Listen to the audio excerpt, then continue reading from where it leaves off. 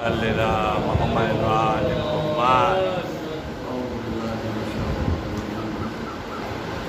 بسم اللہ الرحمن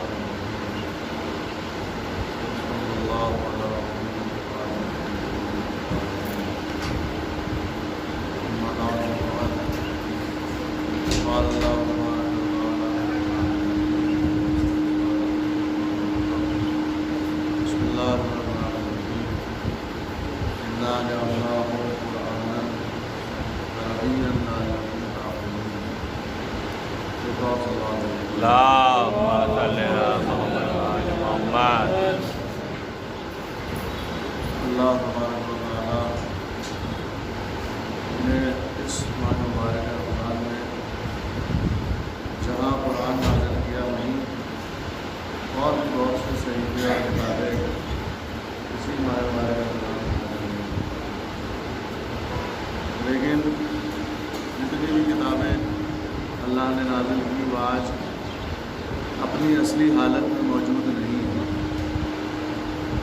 آپ توریت کو لے لیجیے، انجیل، زبور، یا اس کے علاوہ بھی بہت صحیفے نازل ہوئے۔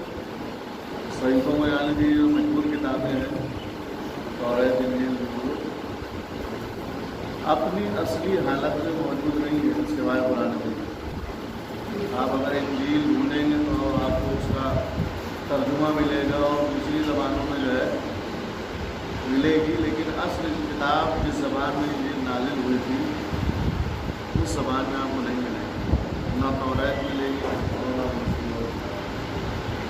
یہ واحد قرآن ہے کہ جس زبان میں نازل ہوا تھا، جس شکل میں نازل ہوا تھا، جب نازل ہوا تھا، آج بھی ہے اور کل بھی رہے گا۔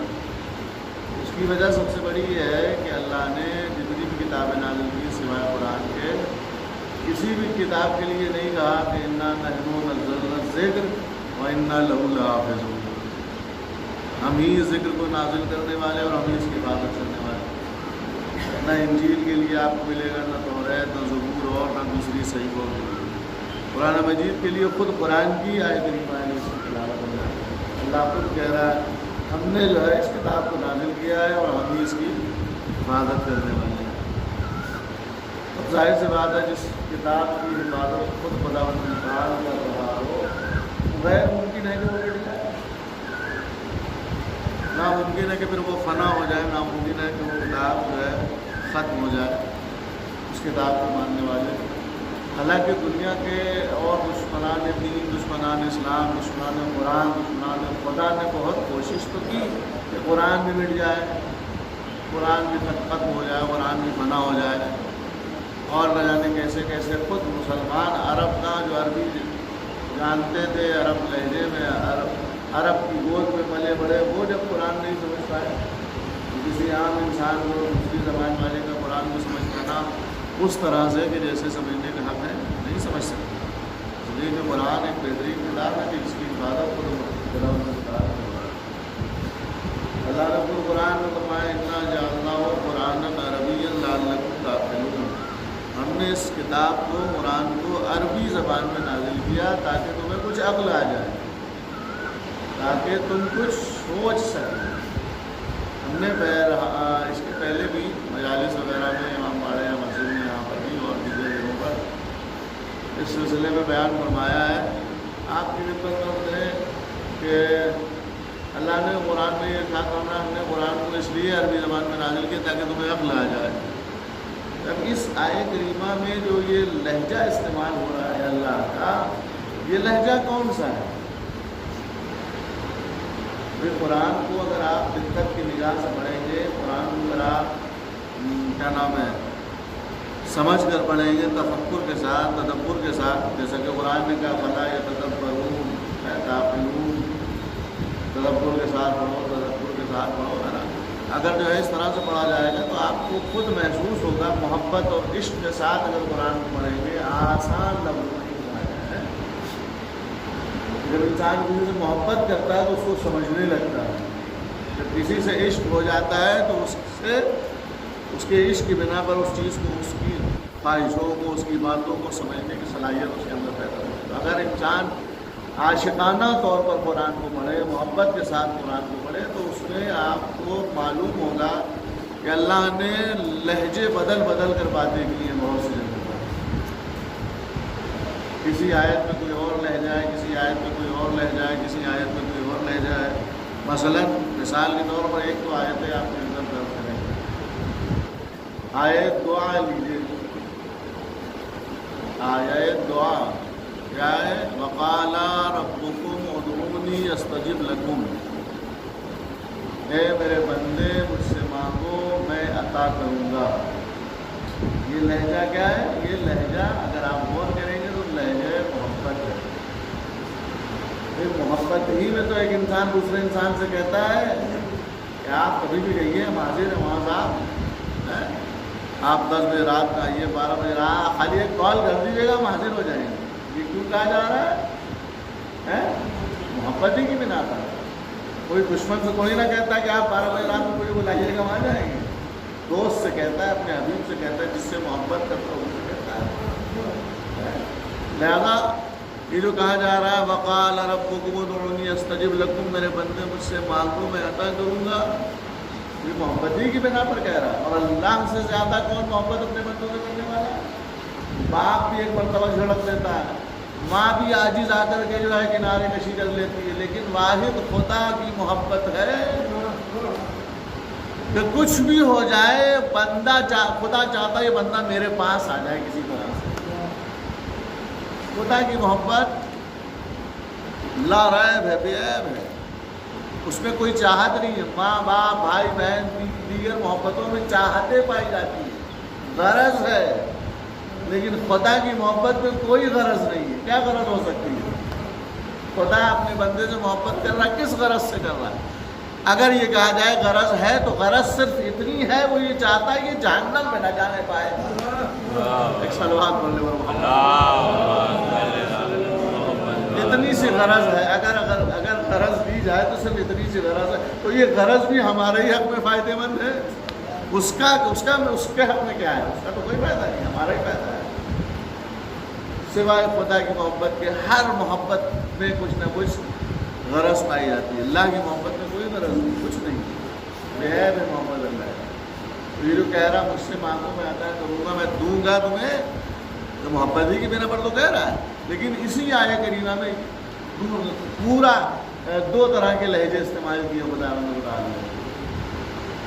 وقال ربکم ادعونی استجب لکم, میرے بندے مجھ سے مانگ میں تجھے عطا کروں گا. پھر فوراً لہجہ بدل رہا ہے, ان الذین یستکبرون عن عبادتی سیدخلون جہنم داخرین. بدل گیا لہجہ. دیکھیے آیت ایک ہی ہے, 2 لہجے میں اللہ نے بات کی.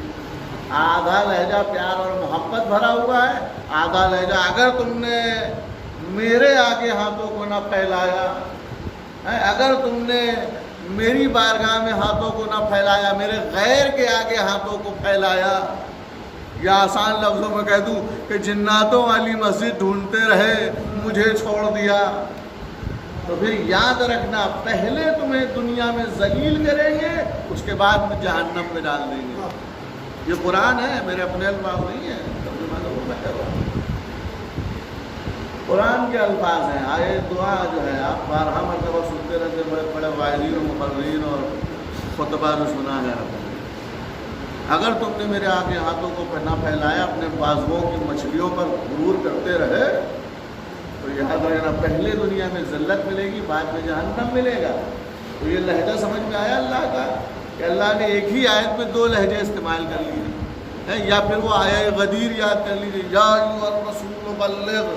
آپ نے یہ نہ کیا تو رسالت کا کوئی کام ہی نہیں کیا, ہے نا. تو اللہ نے قرآن مجید میں لہجے بدل بدل کر باتیں کی ہیں. اب یہ پڑھنے والے کی صلاحیت کے اوپر ہے کہ اس کے لہجوں کو سمجھ لے. یہ پڑھنے والے کے اوپر ہے کہ وہ کیسے پڑھ رہا ہے, کیسے تلاوت کر رہا ہے, فرضی تلاوت کر رہا ہے, زور پر ماں باپ کی تلاوت کر رہا ہے, یا ٹائم پاس کرنے کے لیے تلاوت کر رہا ہے, کس اینگل سے, کس نیت سے, کس طرح سے تلاوت کر رہا ہے, یہ خدا جانتا ہے, یہ بندہ جانتا ہے, تیسرا کوئی نہیں جانتا. اب جیسے انسان جیسی ظرفیت ہے ویسے ہی قرآن کو در کرنے کی صلاحیت. تو اب جو یہ اللہ نے کہا انا جعلناہ قرآنا عربیا لعلکم تعقلون, ہم نے قرآن کو عربی زبان میں نازل کیا تاکہ تمہیں عقل آ جائے. اس کا کیا مطلب ہے؟ اس آیہ کریمہ کو اگر آپ ملاحظہ فرمائیں گے تو اس آیہ کریمہ میں اللہ نے لہجہ جو استعمال کیا وہ لہجہ تنبیہ استعمال کیا. تنبیہ انسان نہیں کرتا اپنے تو چھوٹے کو. اگر تم نے یہ کام نہیں کیا، مثال کے طور پر مثال جلدی سے دیتے ہیں تو وقت ہے. ایک سلوات پڑھ لے محمد.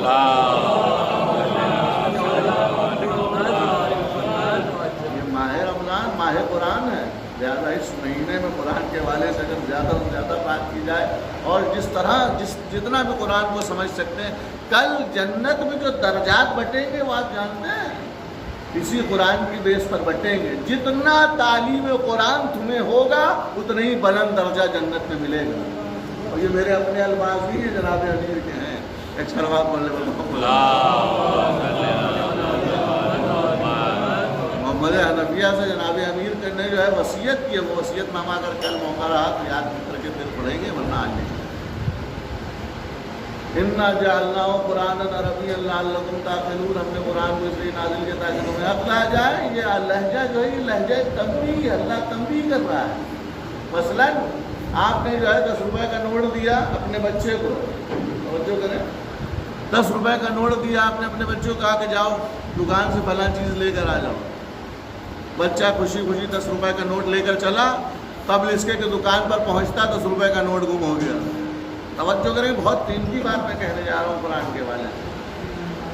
10 روپے کا نوٹ گر گیا، اب تو دکان پر پہنچے تو پیسے ہی نہیں، دکاندار دے کیسے.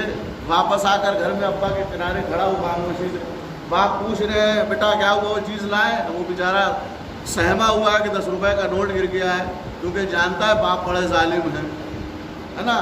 10 روپے کے نوٹ کے چکر میں جو ہے باپ اولاد کو اس قدر سزا دے دیں گے کہ اللہ ہی کی بنا ہے. اس کا مطلب کیا ہے؟ دینداری نہیں ہے. جہاں دینداری ہوتی ہے وہاں شفقت ہوتی ہے اولاد کے ساتھ. ایک سلوات بھیج محمد. جب 2-3 مرتبہ پوچھا تو بچے نے تھرائی بھرائی آواز سے کہ پاپا وہ جو نوٹ دیا تھا وہ تو گر گیا. اب شفیق باپ تھا تو اس نے دوسرا نوٹ جیب سے نکالا اور بیٹے کے ہاتھ میں دیا اور دینے کے بعد کہا میرے لال اس کو جیب میں رکھ لو اور جب دکان پر پہنچ جانا تب جیب سے نکال کر دکاندار کو دینا اور فلاں چیز اس سے لے لینا. یہ جیب میں کیوں رکھوایا جا رہا ہے؟ اس لیے کہ ایک کھو چکا ہے، ایک گنوا چکا ہے، ایک برباد ہو چکا ہے. لہذا اب جو دیا جا رہا ہے وہ کھو نہ جائے، وہ برباد نہ ہو جائے، وہ کہیں گم نہ ہو جائے، لہذا اسے جیب میں رکھ لو. تو اب یہ جو کہا گیا کہ اسے جیب میں رکھ لو کہیں کھو نہ دینا، یہ لہجہ کیا؟ یہ لہجہ تنبیہ ہے. تنبیہ کب کی جاتی ہے؟ جب ایک چیز انسان کھو دیتا ہے تو دوبارہ دیتے وقت تنبیہ کرتا ہے. تو اب جو قرآن کہہ رہا ہے، اللہ کہہ رہا ہے اِنَّا جَعَلْنَاهُ قُرْآنًا عَرَبِيًّا لَعَلَّكُمْ تَعْقِلُونَ. ہم نے قرآن کو عربی زبان میں اس لیے نازل کیا تاکہ تمہیں کچھ عقل آ جائے. یعنی اللہ تنبیہ اس لیے کر رہا ہے، تنبیہ والا لہجہ اس لیے استعمال کر رہا ہے اور بتانا یہ چاہ رہا ہے کہ دیکھو ہم نے انسانوں کے درمیان توریت نازل کی، انہوں نے گم کر دی. ہم نے انجیل بھیجی، انہوں نے مٹا دی. ہم نے توریت بھیجی، انہوں نے خراب کر دی. اب ہم قرآن بھیج رہے ہیں، اسے مٹا نہ دینا، اسے گم نہ کر دینا، اسے پس پشت نہ ڈال دینا. اس کے ذریعے سے دنیا اور آخرت کو اپنی سجا لینا. یہ قرآن نہیں، بہترین سفارش نامہ ہے جو تمہارے درمیان بھیجا جائے. سلوات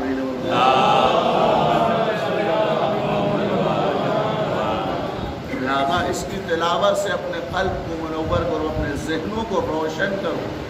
آج دنیا جو ہے اور ٹی وی پر کوئی ایڈ دیکھ لیتی ہے کسی بھی ایکٹر کا تو اپنے بچے کو ان چیزوں کو لا کر دیتی ہے کہ کھاؤ بیٹا، اس سے ذہن تیز ہوتا ہے.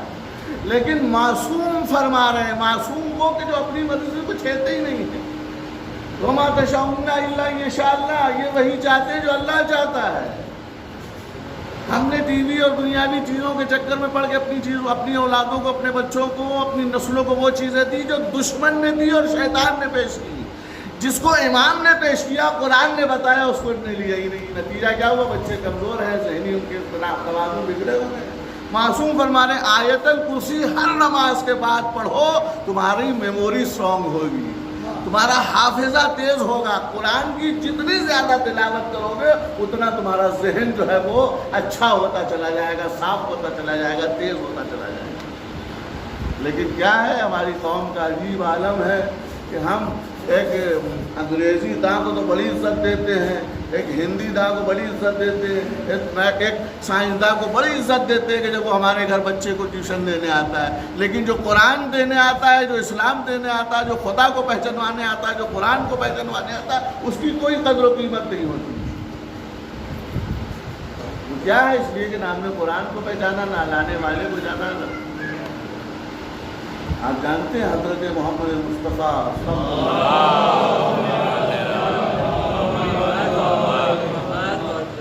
امام معصوم فرماتے ہیں, نبی فرماتے ہیں, اگر 10 لوگ کھڑے ہوں, 10 لوگوں میں ایک انسان سائنسداں ہو, ایک بہت اچھا پروفیسر ہو, ایک بہت اچھا اسکالر ہو, ایک بہت اچھا دانشور ہو, اور اسی درمیان ایک بہت اچھا عالم قرآن ہو, آپ سب سے زیادہ کس کو کہیں گے کہ سب سے زیادہ بہتر کون ہے؟ آپ تو یہ سائنسداں ہیں ہمارے جدید زمانے کے, ان سے اچھا کون ہو سکتا ہے کہ دنیا کو پہچانوا رہے ہیں. لیکن انہیں یہ دنیا کو نہیں پتا کہ انہوں نے دنیا کو کیسے پہچانوایا جب تک قرآن نہیں پڑھا.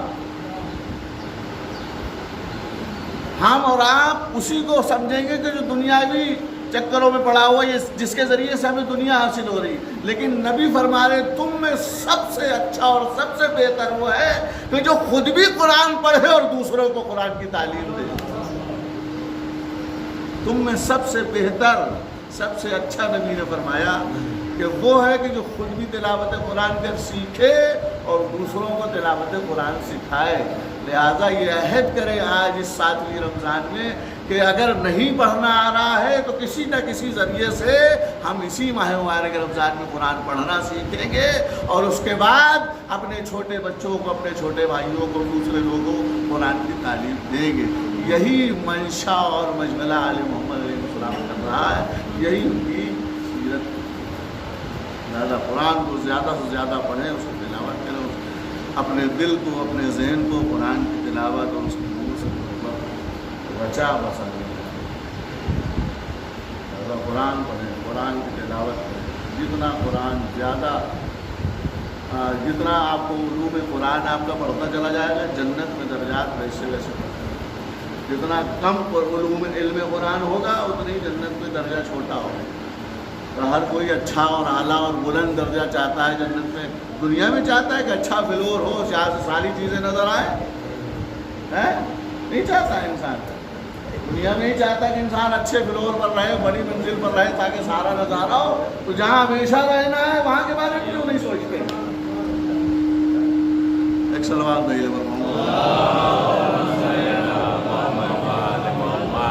آئیے مل کر کے ایک سورہ فاتحہ ان قاریان قرآن کے نام پڑھیں کہ جو دنیا سے چلے گئے, ہمارے درمیان سے چلے گئے. ہمارے استاد بھی ان میں شامل ہیں, قاری قرآن, بہترین قاری قرآن تھے قاری فضل عباس اور پپو بھائی.